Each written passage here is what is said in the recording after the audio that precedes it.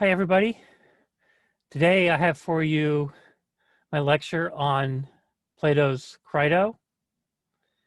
Next time we'll be moving on to Aristotle.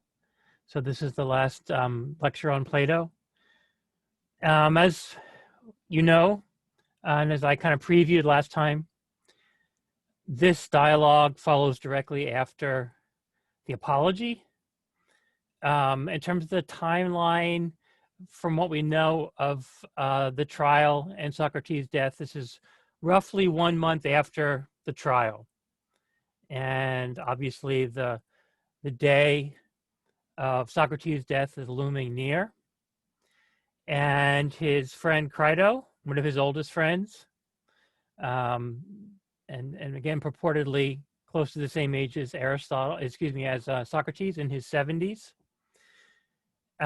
comes to Socrates' prison cell to try to convince him to allow Crito and Crito's friends, other of Socrates' students, to let them help him break out of prison and go and live somewhere else, live out the rest of his life with his family, etc. And having read some of Plato's work and knowing what we know about Socrates, most readers who have done any previous reading in Plato probably know that Socrates is going to reject this offer, this even plea by Crito to, again, let Crito and his friends break Socrates out of prison so that he can move somewhere else. It's interesting that this is a student of Socrates who would be suggesting that Socrates do something very unsocratic, right? We know Socrates is really a person of principle, of clear right and wrong, good and bad, etc. And this is not the kind of thing that Socrates would countenance, not the kind of thing that he would think would be the just thing to do. There are different ways to kind of think about that. Again, it seems ironic that it's one of Socrates' students, along with other, again, of the students who kind of hatched this plan. On the other hand, I think Plato is perhaps trying to tell us how much Socrates' friends and students thought of him.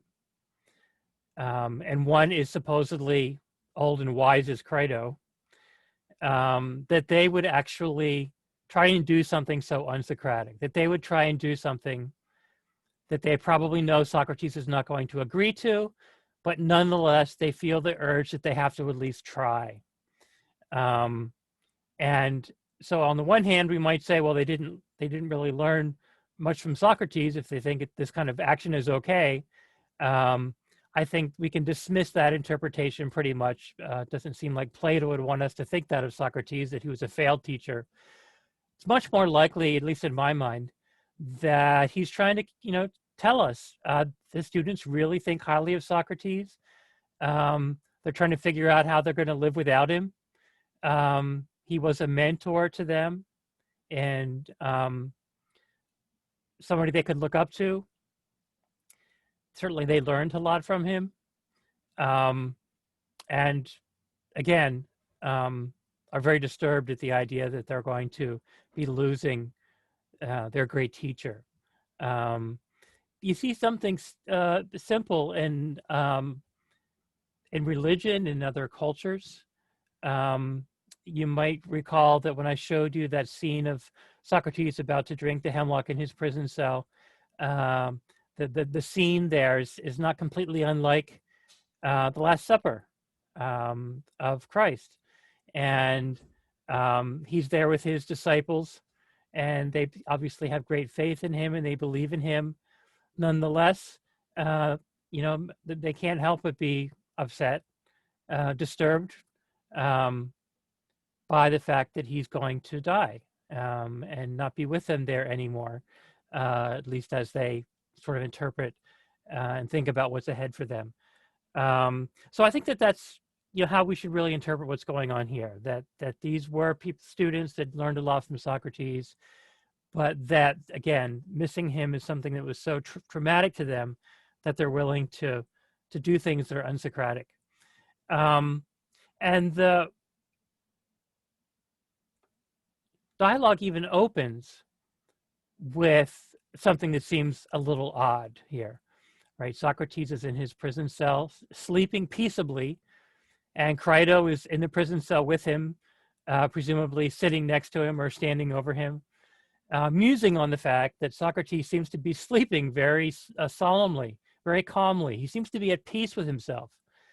And Crito is trying to imagine how anybody in the situation Socrates is in, where his death is imminent, would be able to sleep so calmly, and be at the kind of peace that Socrates really seems to have.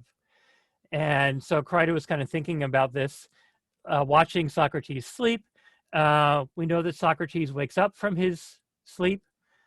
Um, and I just wanted to show you briefly, share with you a photo of what many people believe the prison cell and sort of the layout of the prison where Socrates was spending the last month of his life look like. And here's a picture of what they believe to be the prison location, and you can kind of see how the different cells are laid out. They're relatively small. This was not a luxury prison for white-collar crime, right? And as I know I mentioned to you as well, they've actually have been able to salvage many of the clay cups that you would be forced to drink the hemlock out of if your sentence was indeed being put to death. Now remember, it's suggested in Crito in several places that had Socrates willingly agreed himself to leave and go live somewhere else, that he may have gotten off with that as his punishment, that banishment from Athens may have been his punishment rather than death. And he seems to believe that that banishment would have been kind of worse than death for him, which again makes it interesting that if supposedly that was an opinion he voiced at the trial, why is Crito trying to do exactly that, right, with Socrates and get him to live somewhere else? As it's discussed later in the dialogue, when when Socrates has a conversation with the laws, and this is a very famous part of one of the more famous Platonic dialogues, because it's the only place where Socrates actually has a dialogue with a group of people representing these laws, rather than it being individual human beings. And there's a lot of really interesting stuff going on there. And in that discussion, in that dialogue with the laws point out the fact that Socrates was what you might call a homebody. He loved being in Athens. The only time we really know he did any traveling was during the war, when he was given briefly a post to defend. It was an indefensible post, and he failed in his job, which again was more ammunition for those people after the war that wanted to put Socrates to death. Because he really loved Athens and wasn't an urbanite, I guess you might say, if we consider Athens to be a city of such as cities existed in the day, and wanted to be outdoors, walking around, engaging people in conversation, and really couldn't imagine living elsewhere. It's also been suggested that Socrates recognizes that, at least in Athens, even though they've chosen him as somebody to punish, somebody to blame for losing this war to Sparta, but nonetheless, the people have kind of gotten used to him. Certainly the people that are kind of annoyed by him, bothered by him, maybe they don't necessarily see him as a danger to the city, but they've kind of got used to him being a kind of a meddler, I guess, in a way you could say, right? And that people living in other areas, should Socrates decide to go live somewhere else, would probably not put up with that. His reputation might precede him to wherever he goes, and that they wouldn't be used to him and what he does, wandering around the city, engaging people in conversation about these critical issues. and doing it in the way that he did, sometimes very aggressively. And in an earlier dialogue that happens much before this and before the Apology in Euthyphro, in fact, there's a scene where Socrates had a brief encounter with a guy named Alcibiades. And Alcibiades was one of Socrates' accusers mentioned in the Apology. And Alcibiades, and I'll pop up a picture of Alcibiades here briefly. Alcibiades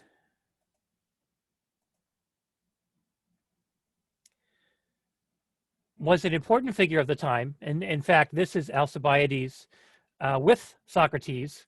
You can see Socrates with that kind of pug-nosed face, right? That very flat, broad face and broad nose that he was very famous for.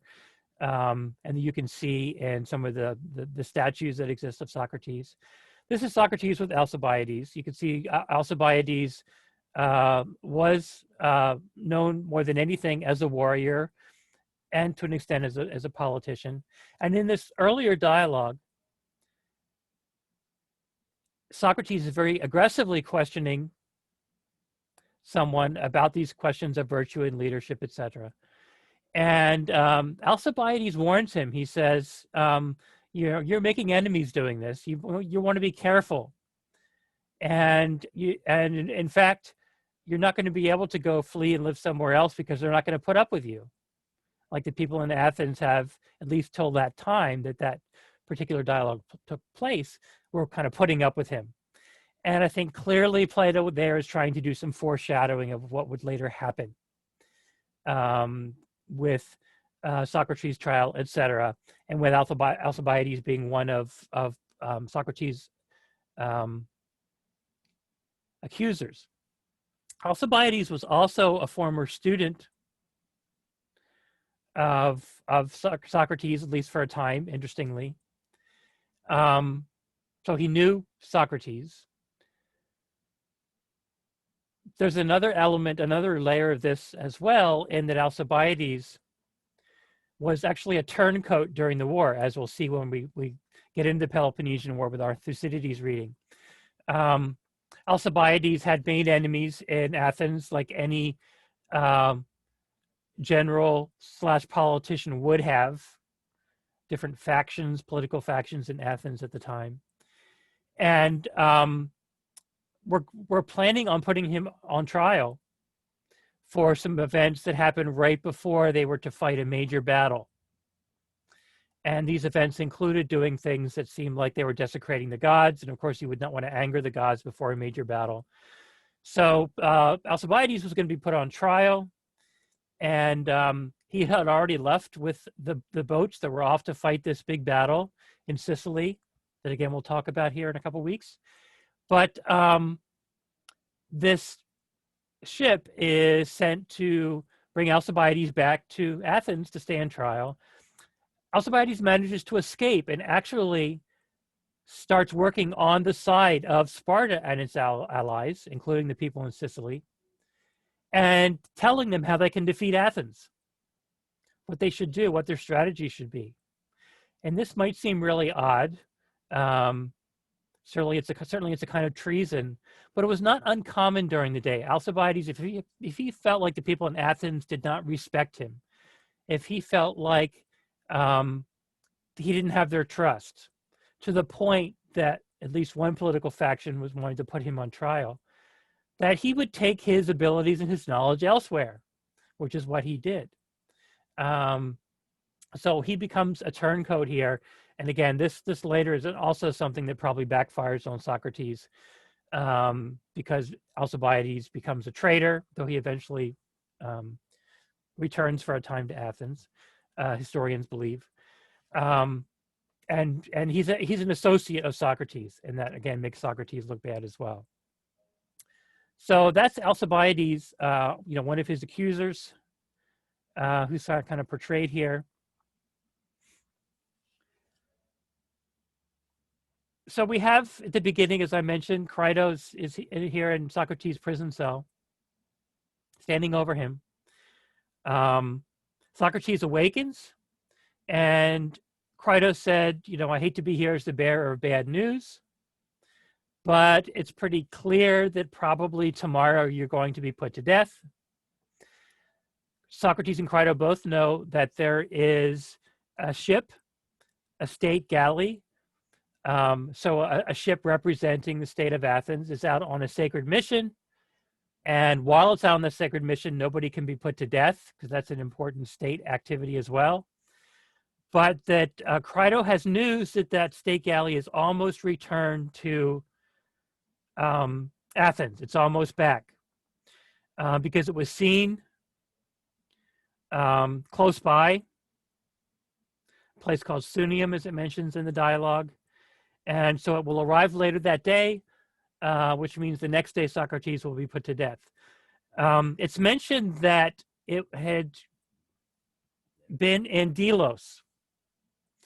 And the fact that the ship had been in Delos and it's a sacred mission, I think maybe we could assume that perhaps one of the things that was going on here was that this ship representing the state might have had an important question or questions for the Delphi oracle, if it was indeed had been in Delos, that could be, in fact, what the sacred mission was about.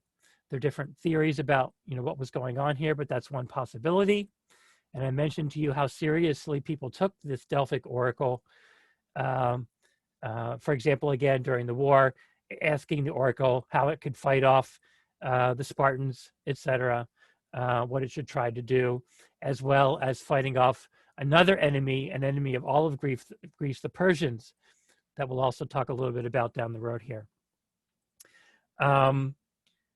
Socrates mentions, however, that he had a dream that he believes suggested his death will perhaps not be occurring the following day.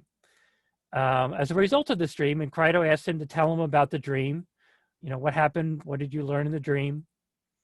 And there's a document here I'm going to share with you that talks a little bit about this particular dream, and in the context of, again, as it says here, the human fascination with dreams is almost timeless. What do they mean? Where do they come from?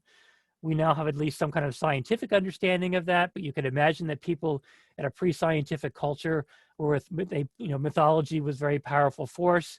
They believed in these, gods that existed as a part of nature, etc. That they would have all kinds of speculations and theories themselves about what dreams meant and how they were put into people's minds, etc. So Homer definitely talks quite a bit about dreams. And one vision involves the Greek hero Achilles. And Achilles plays a major role here in this dream that Socrates had had. So Socrates tells him that he had had this dream, that there was this beautiful woman that came before him, who was kind of dressed in a way that made her look like maybe a representative of the gods, or at least somebody he should listen to, clothed in bright raiment, as our particular translation says. And that says to Socrates that in 3 days he will go to this place called Thea, which is in Sicily. And that it says, in 3 days hence to fertile Thea shalt thou go. Right? Crito immediately interprets the dream in a way differently than Socrates is interpreting it, right?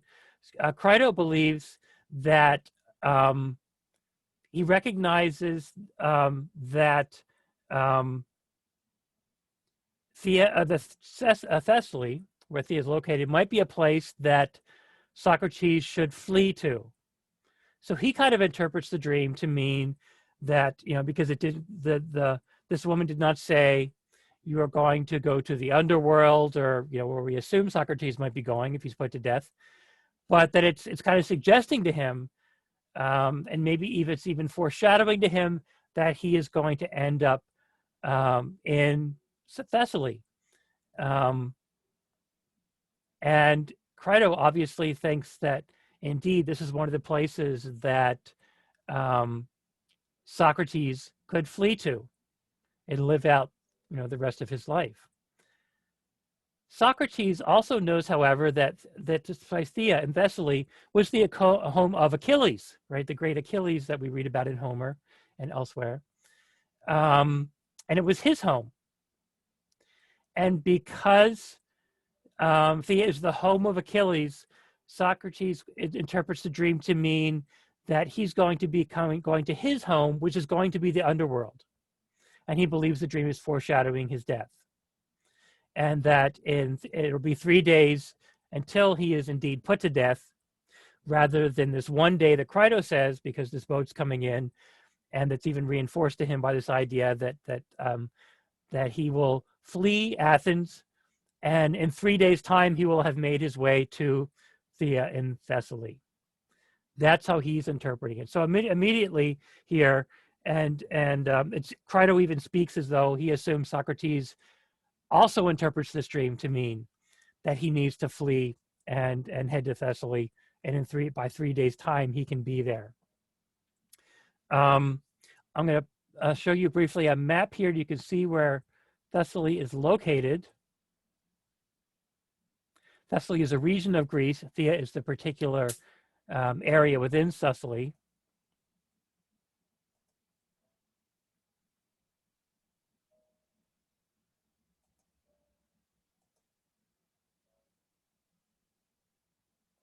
So here's a map of Greece. Kind of orient yourself a little bit here. You can see Crete down below, mainland Greece, the different islands of the Aegean, the South Aegean, the North Aegean.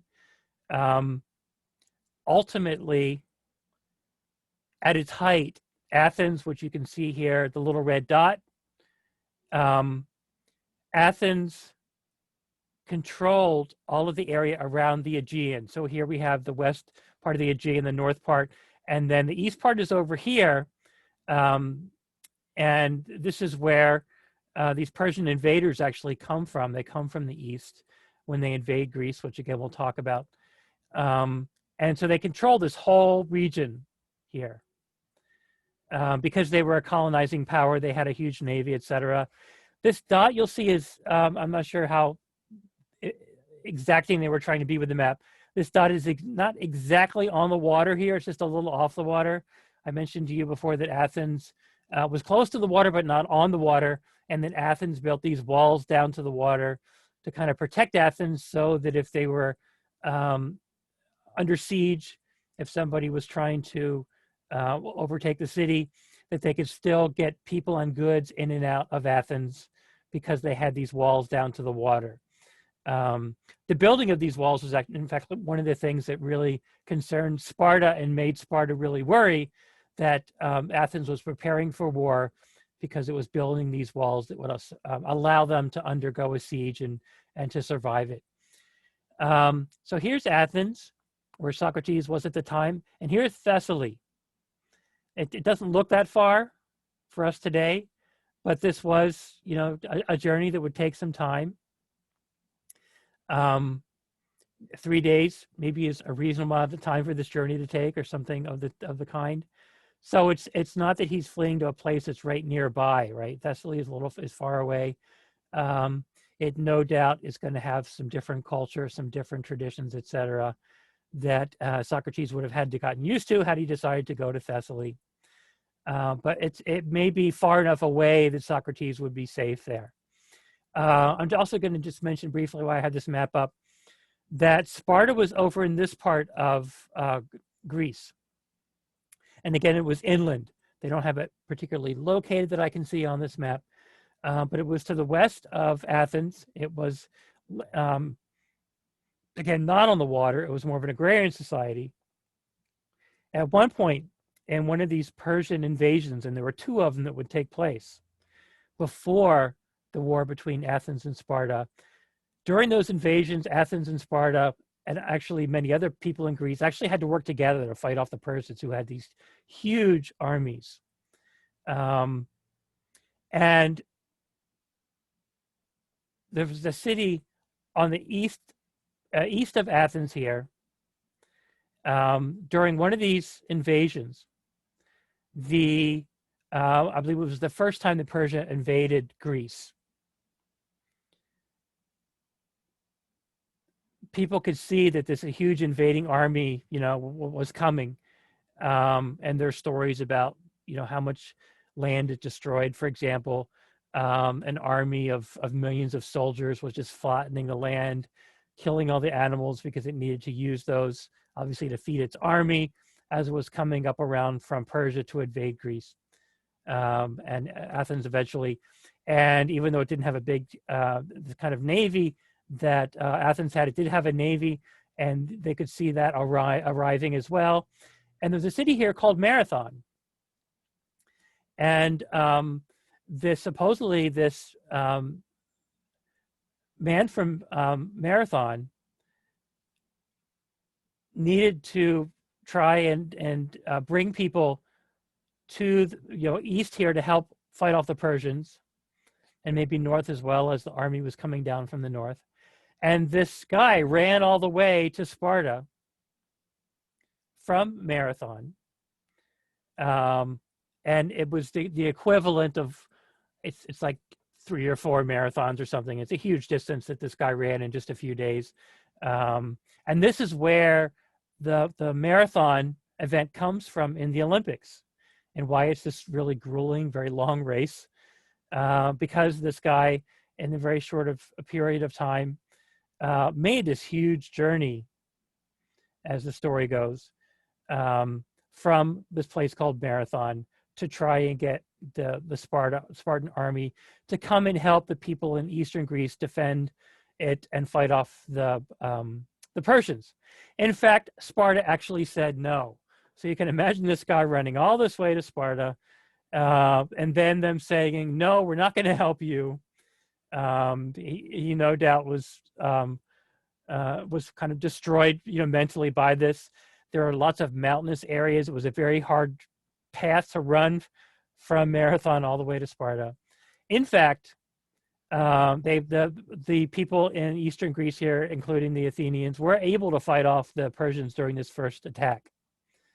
There was a second attack that, again, we'll talk about briefly in the future here a little bit, that was by a much larger Persian army that Sparta actually assisted Athens with, because there's no way that Greece would have survived this second Persian army. It was just absolutely huge. And so they actually ended up fighting together as allies. During this time, Athens used this battle with Persia and its defense of Greece against the Persians to expand its empire.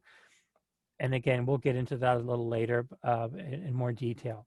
But I want to get, generally orient you to this map of Greece, so you can see essentially where Athens is located, where Thessaly is located, and over here, even though it's not on the map, where Sparta is located. And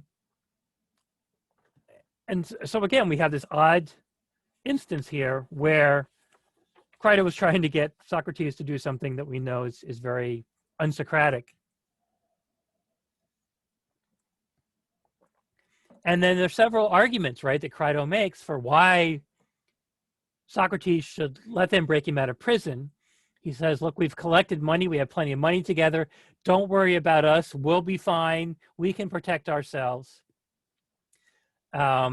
He mentions that, interestingly, that he believes that Socrates' students would look bad if they allowed Socrates to be put to death and didn't try to help him escape.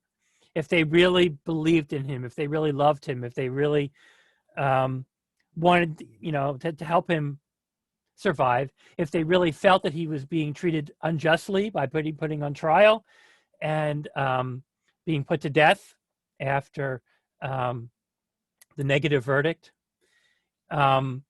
And this is where we start to get into one of these important arguments that Socrates is going to make against Crito here. Along with this, Crito says, what about your wife and your children? What's going to happen to them? We know that Socrates would not parade them before the court during his trial. and just get everybody sobbing and feeling, what's going to happen when he put Socrates to death, to his children and his wife, etc. And at the end of the apology, Socrates actually says to his students, do the same thing to my children that I did to you. Always make them question, to be thinkers, to not take things for granted, to be, again, critical thinkers as we think of it, to examine their own lives and their own beliefs. So we also know that Socrates is going to probably reject this plea on Crito's part, this sort of what's going to happen to your children and your family. And the appeal that Crito makes here in this particular instance, and these kinds of reasons he gives Socrates initially, they get into this issue of the one versus the many. And Crito is again saying, what are people going to think if we allow you to be put to death? What are they going to think about you if you are essentially abandoning your family and not fleeing and allowing yourself to be put to death, etc.? And Socrates says to him, what have I taught you? Do we listen to the argument of the many, or the viewpoint of the many, or do we just focus on the argument and the viewpoint of the one? And he talks about sort of the one wise person here. Socrates didn't necessarily believe there was only one wise person, but he definitely is emphasizing the fact that people who are truly wise are few and far between, over and against the majority of people whose opinions Socrates believed should not be taken seriously to the point of doing whatever the majority seems to say. He's not a majority rule kind of guy here, because he's concerned about the opinions of the many. Remember that for Socrates, most people have not been enlightened the way Socrates and Plato would like them to be enlightened, right? They have not become contemplators of the truth. They have not become intellectuals. They still focus on the earthly, everyday world that we live in and take it for true reality. And because of that, they don't always make really good decisions about things. They're misled by the world of shadows in the cave and believe that that's actually reality.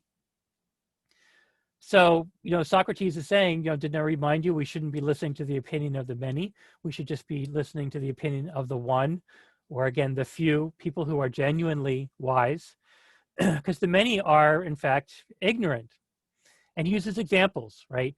If you want to learn how to play the flute, if you want to learn how to ride a horse, do you just go to just anybody and ask their opinion? Or do you go to the person who's an expert flute player, an expert horseman? And of course, you go to the person who's an expert because they've been educated and trained in that area, right? Rather than again, just asking anybody. One interesting thing here that I'll mention at this point, and again, we can see how Socrates is able to use the Socratic method. And again, it's very clear in the dialogue when you look at the pages in our translation when this actual dialectic with Crito is taking place, because it's a very short answer, yes, no, kind of black and white logic sort of dialectic here taking place, that you can actually see it. One of the interesting parts here is that Aristotle's method of argumentation, as we'll see, is somewhat different. Aristotle didn't necessarily say we should take anybody's opinion seriously, or the opinion of the mass of people. But he did talk about what he called reputable opinion. There's this word endoxa, E-N-D-O-X-A. And again, I'll share with you that a little later when we read Aristotle. And that reputable opinion at least can be a starting place. Now, reputable opinion, that would be the people who were law-abiding citizens, were relatively well-educated, were thoughtful, right, and not necessarily follow the masses. So I don't want to suggest that reputable opinion and this idea of the endoxa referred to the mass of people, but he did believe that many people indeed were reputable, if they were, again, and relatively well-educated, thoughtful people that just didn't do whatever the masses told them to do. And he said that that's the starting place for discussion, argument, debate. Not the ending place, but he says we should be relatively on target to find the truth if we begin with reputable opinion.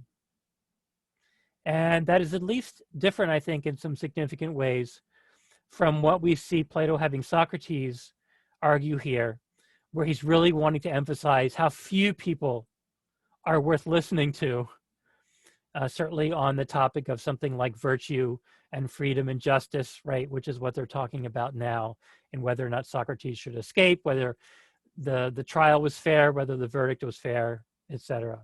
So I just wanted to share that part of it with you briefly. He also says, you'll notice, that we should reject this idea of an eye for an eye, right? Just because something maybe unjust was done to me doesn't mean it's okay for us to do something unjust ourselves.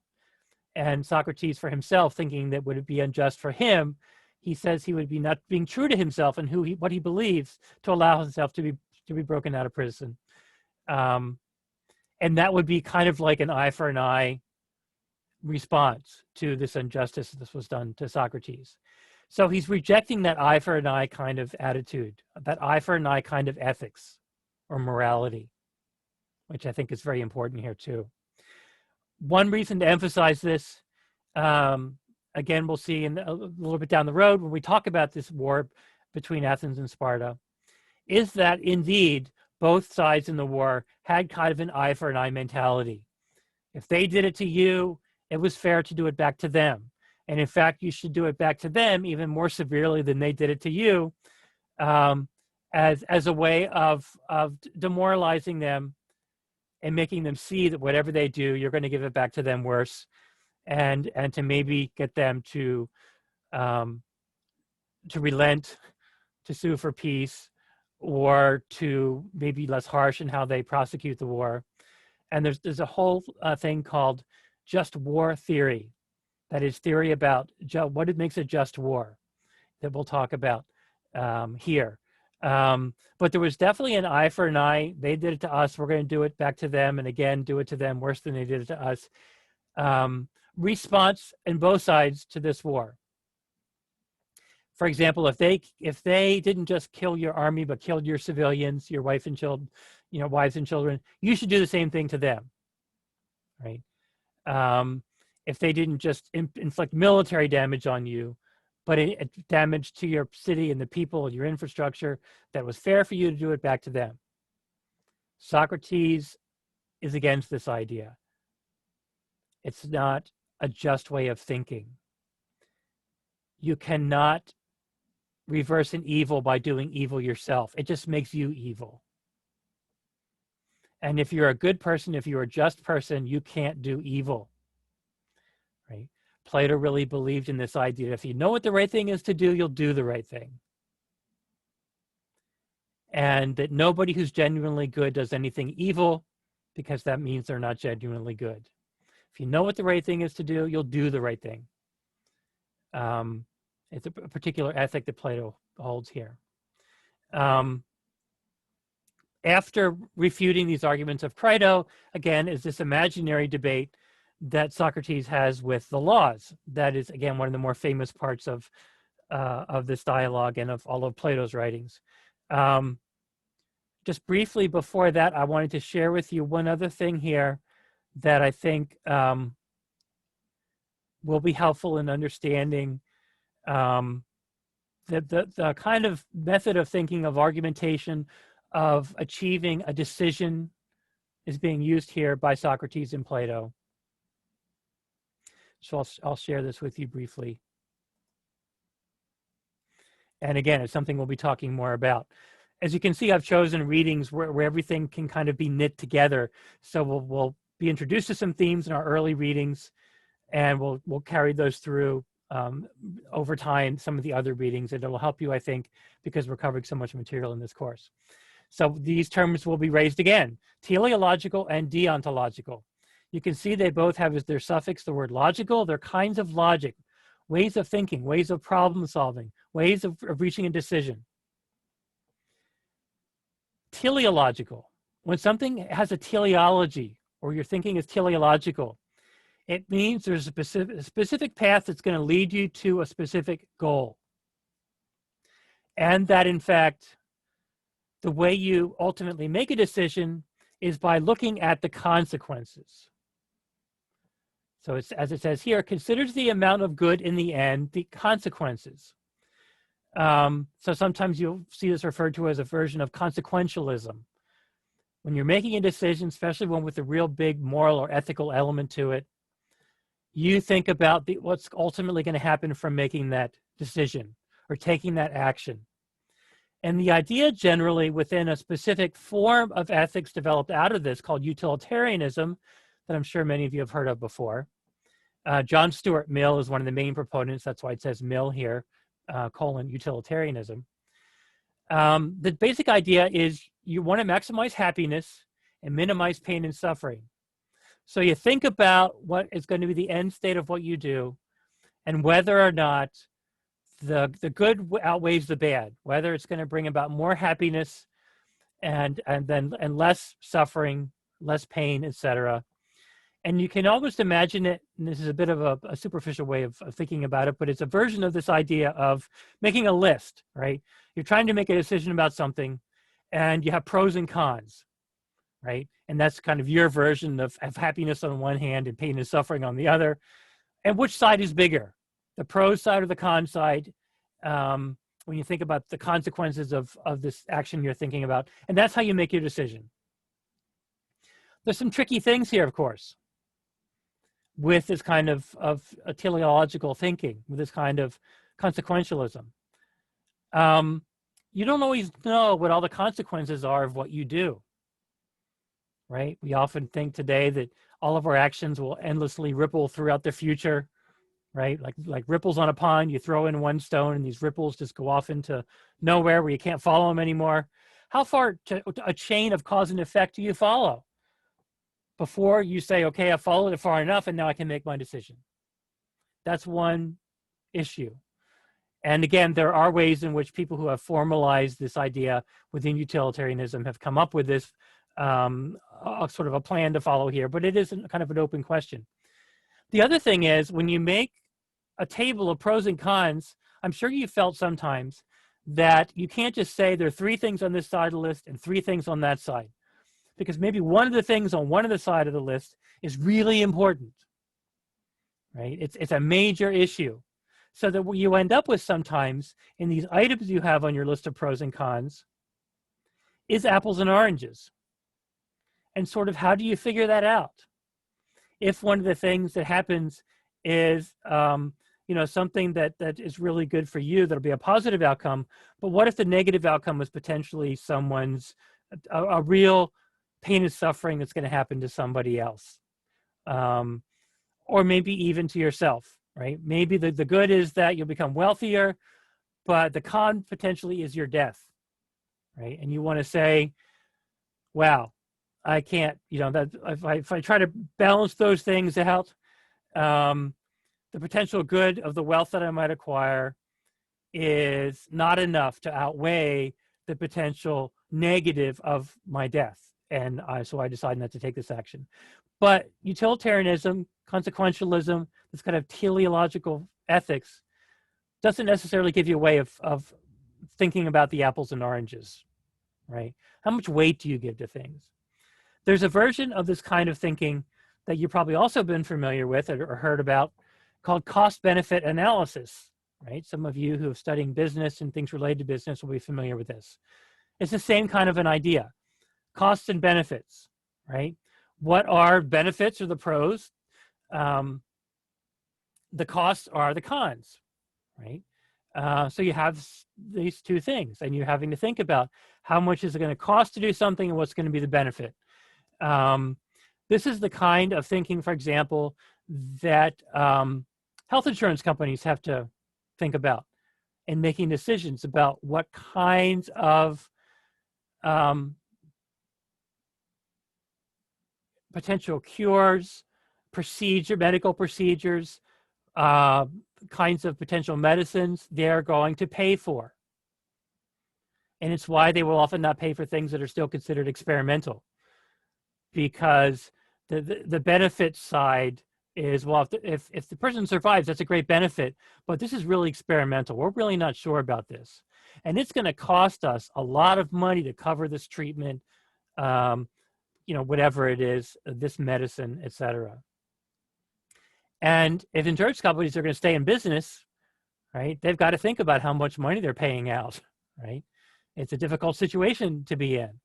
Many people argue that there's a real ethical conundrum here, maybe one that can't be solved, maybe ethical dilemma, because maybe you have to undergo this kind of thinking, but you end up putting a dollar value on human life. And that's not something most people are really comfortable with, getting into. There's a great example from when I was younger, from back in the 1970s, in fact,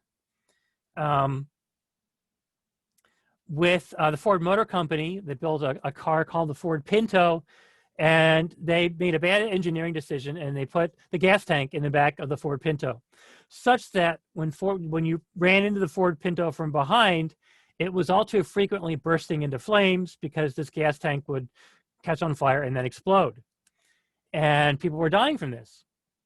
And so the Ford Motor Company underwent a kind of cost-benefit analysis to kind of think about how much will it cost us to refit all of these Pintos, to get them back into our Ford dealerships and solve this problem, which was probably a very costly problem to repair. And how many lives are going to be saved? And they undertook this cost-benefit analysis and decided that it's going to be too much of a cost to them to retrofit all of these Ford Pintos, and it's only going to save however many lives. So they decided not to make this change. And legally, they were allowed to do that. That really disturbed a lot of people, as you can imagine, and it definitely did some damage, at least temporary damage, to the Ford Motor Company.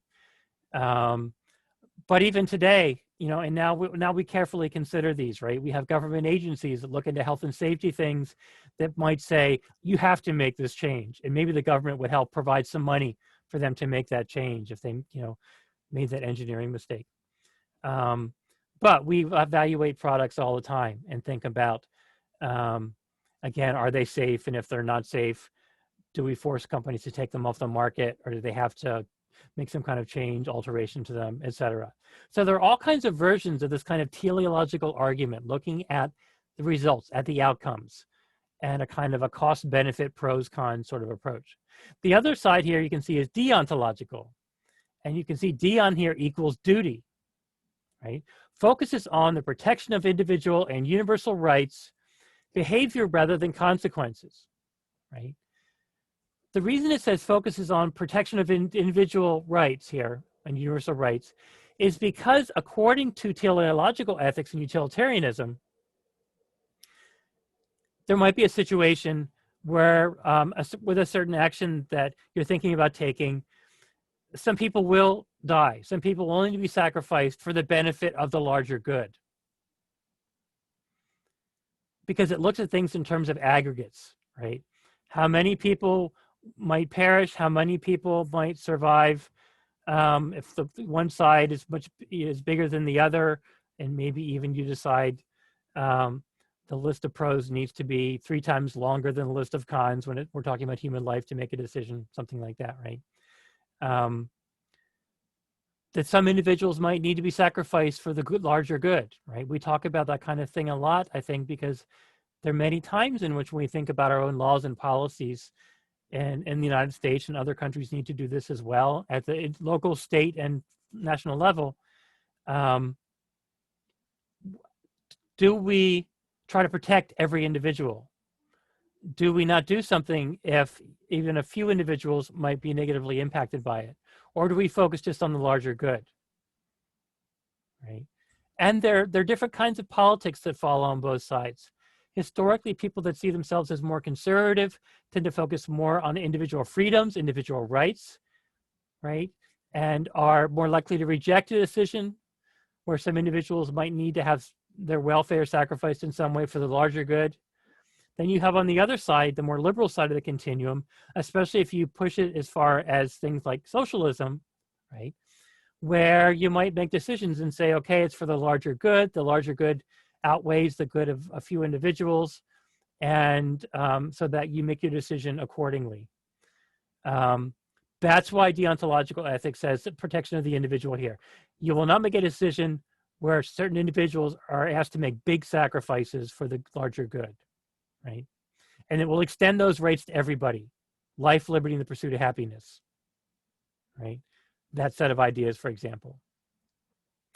And it looks at, it says behavior rather than consequences. What it looks at here is, will your actions follow duty or principle, right? So deontological ethics are really focused on duty and duty to principle, duty to the idea of doing the right thing. You're not looking at the consequences of the actions. You're looking at whether they accord with principle and ideas about right. What's the right thing to do? What are rights? What are principles? What am I duty bound to do, right? It mentions Kant's universalism here as an example. Kant developed a version of what we call, of what is well known as the golden rule. Do unto others as you would have them do unto you. He has a similar version of the golden rule that says essentially that whatever actions you take or whatever you do, you're basically justifying other people doing the same thing. So think about what you do before you do it, because basically you're saying everybody else, therefore, has the right to do the same thing, right? He pushes this pretty far. He even says that if someone comes to you and they want to put somebody else's life in danger, they clearly want to do harm to somebody, that there's a prohibition against lying, a principled prohibition against lying in Kant's philosophy. And he says you can't lie. You shouldn't lie to this person. If they come to you and they say, where is person X? And it looks like they want to do them some harm, you should not lie. You should tell them what person X is. If you do lie and you're not a good liar and the other person figures it out, then you are culpable for what happens to that other person, right? Then it is you're responsible for whether or not that person's life is taken. But if you tell the truth and say that person is 3 blocks down or whatever, right? 2 houses to the left, whatever it might be, and that other person decides that they are going to harm them, that's not on you. That's on the person who caused the harm. Now, Kant does not also say that he doesn't also say that you can't go and try to run and protect that person to get there first before the person that wants to do them harm can get there. There are other actions you can take to try to protect that person, but you shouldn't lie to the person, again, that comes to you that looks like they want to do damage to this third individual, right? Aristotle has virtue ethics, following certain principles as well. So deontological ethics is based on duty, based on purpose, based on principle, right? You tend to see it more in the context of religions, right? And the ideas, the 10 Commandments, for example, right? Or in certain versions of secular humanism, like universal human rights, life, liberty, and the pursuit of happiness, right? That are very important politically, etc. But there are 2 different ways of making decisions, of forms of argument, of considering different kind of actions. The teleological approach, where you focus on outcomes. The deontological approach, when you focus on principle and right and duty. Right? There are some versions that are hybrids, as it says here. We'll get into those a little later. It talks about distributive justice, etc. Let me just give you real briefly one version of a hybrid. There's a hybrid within utilitarianism that's called rule-bound utilitarianism, where basically you're looking at the outcomes of actions, to decide whether or not to do something. So it follows that basic idea of teleological ethics, but it basically says there's no way the death of any one person can outweigh any other kind of good, because it's such a bad thing to do. It's such a negative thing, right? If you're considering pros and cons, right? Happiness on the one hand, pain and suffering on the other hand, because it gives so much weight to the loss of human life. So there's basically a principle there that says that you can never take somebody else's life and justify it, right? Or it might allow for certain kinds of justifications like self-defense, et cetera, right? But you can't just take somebody else's life. So there's a principle, there's a rule that it's following within the general framework of this kind of consequentialism, of this kind of utilitarianism. You're basically looking at outcomes, but if one of the outcomes is death of an individual or individuals, you stop the process right there and say, we're not, there's no amount of good that cannot outweigh the amount of negative. And I wanted to share that with you briefly. We'll talk more about that. There's this big discussion again with the laws that is what I'm going to kind of finish up with here. Socrates carries on this conversation with the laws.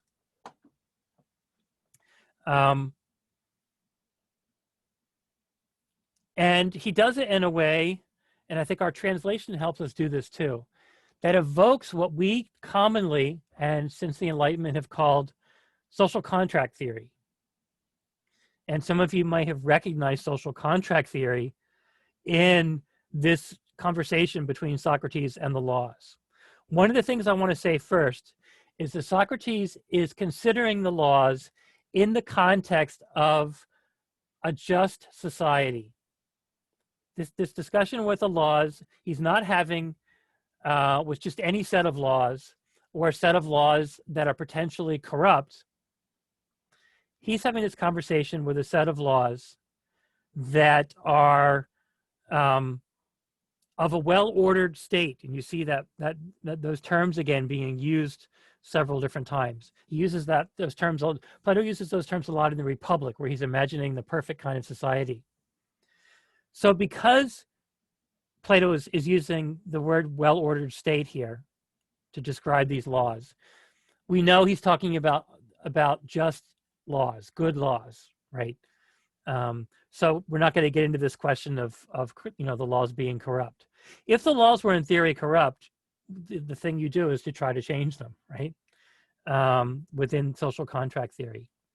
So the laws basically tell Socrates, look, if you try and escape from prison, you are basically going against the laws. You are doing an injustice to the law. And in trying to explain why, it uses a justification that is just like social contract theory, right? So according to social contract theory, in agreeing to live in a certain place, and what's crucial here is with social contract theory, you have to be free to leave that place. That's why democratic nations, that's so important. The democratic nations that embrace social contract theory. You have to be able to leave, vote with your feet, as they say, right? If you don't like the way the country is going, if you don't like its laws, and you don't want to hang around to try to change them, you can leave. Go live somewhere else. Right? You can't do that in countries that are really authoritarian, of course, right? That's one thing you can't do is to leave. You're stuck there. But if you are going to be living in a place where you have to abide by the laws under social contract theory, you have to be free to either leave, or there should be channels in place that will allow you to work with other people potentially to change the laws. That's the situation that Socrates is living here in Athens. He's a homebody, as I said. He lived in Athens his whole life. He rarely ever left. He's sort of the ultimate participant in social contract theory. And what the theory says is, if you agree to live in a place, you abide by its laws. You might sacrifice certain ultimate freedoms. You can't break the laws, right? In this country, you can't take somebody else's life. You can't drive as fast as you want to, or you can't do all kinds of things. An interesting twist on this that we know has happened recently are questions about mask wearing, right? Is that an impingement on your freedoms? Or, as people have argued, is public health more important?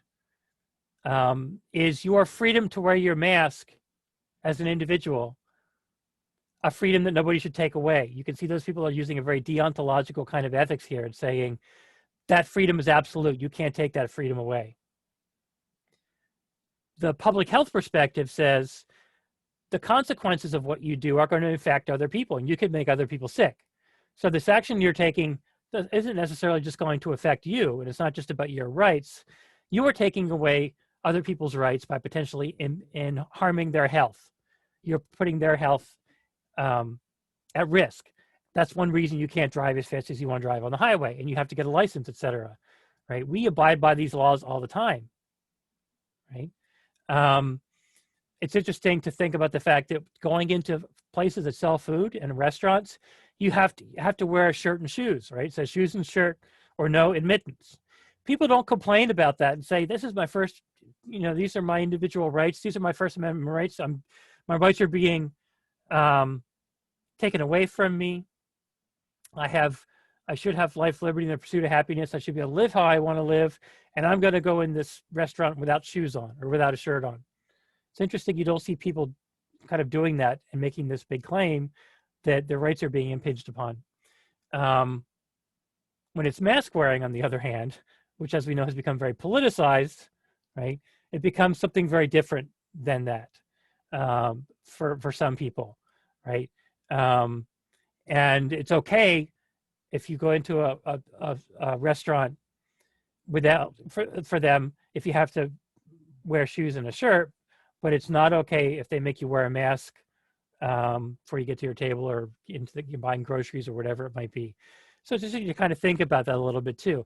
We seem to accept the idea that there are times when public health and the public good is more important, and we have to give up certain individual rights. But we're willing to do that, according to social contract theory, because we get certain benefits back, right? We get a government that protects us. We get a military. We have a police force. We have protection from fires, right? We have public schools in our neighborhoods that educate the people in our neighborhoods, the young people, to help the economy stay strong. And we're willing to pay taxes and to give up certain individual rights for those larger social goods. This is exactly what the laws are basically telling Socrates here, that they essentially were his parents, that they raised him. Remember that lawmaking was really a political act and an educational act in ancient Greece, because the laws shaped your habits and your behavior. It says, so the laws say you chose to live here, and disobeying us, it's like you're disobeying your parents. We're the authors of your education. We help to educate you living in Athens. And you are duty bound to obey what we say here. And we're not making any kind of new demands on you. This law that you broke, presumably, has been on the books a long time, right? That sedition, for example, is against the law, or that doing things that denigrate and otherwise degrade or injure the gods is something that you shouldn't do, right? And that was another charge against Socrates. So he has, to them, to the laws, benefited in a way that means he needs to follow the laws, even if the ultimate result is his death. And notice he doesn't blame the laws for his being put on trial and convicted, and the death is the punishment. What he believes is unjust is the way the laws were used against him by his enemies. So he doesn't blame the laws, and he can't blame the laws, right?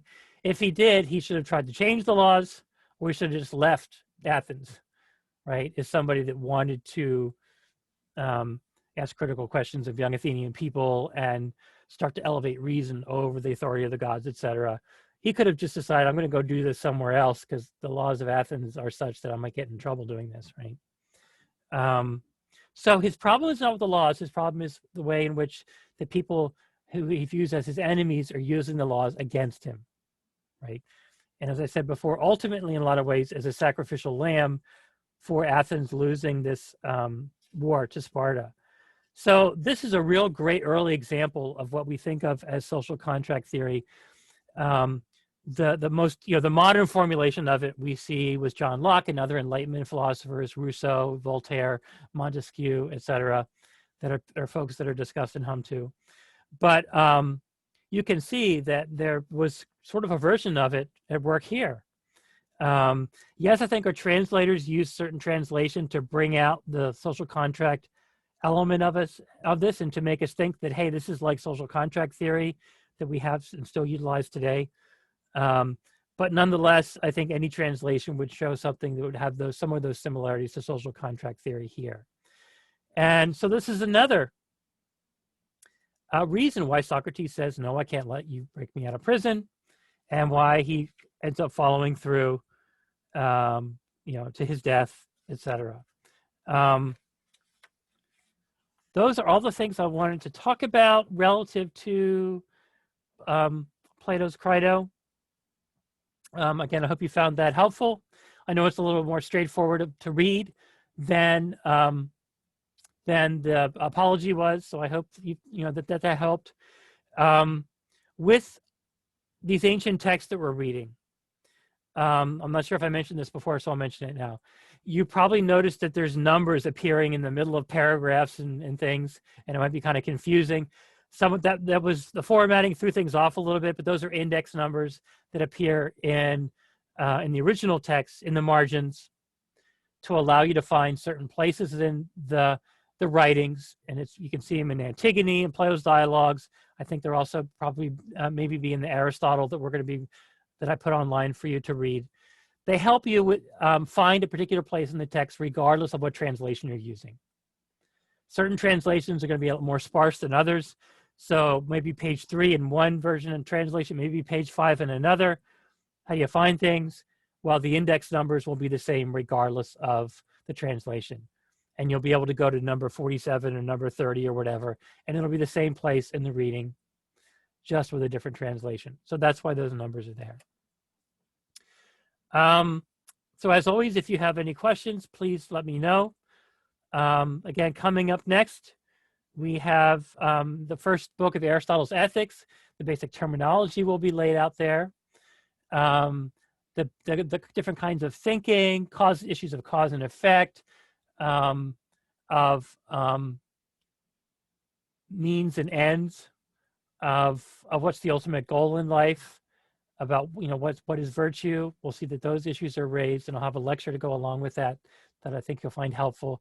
I want to do a lecture early on here in Aristotle because it is rather complex. And again, it reads a lot more of a textbookish kind of way. It was lecture notes that Aristotle used in his lyceum, in his university-like school. Again, always, anytime you have questions, please let me know. Send me an email. We can always meet over Zoom if you want to. I've done that several times with people. I have made available to you the paper topics for paper number 1. So you can start looking at those and thinking about which topics you might want to choose on your papers. So I would say in the next few days, start giving that some thought. And enjoy the rest of the week. Hope, again, you found this helpful. And next, we're moving on to Aristotle's Ethics.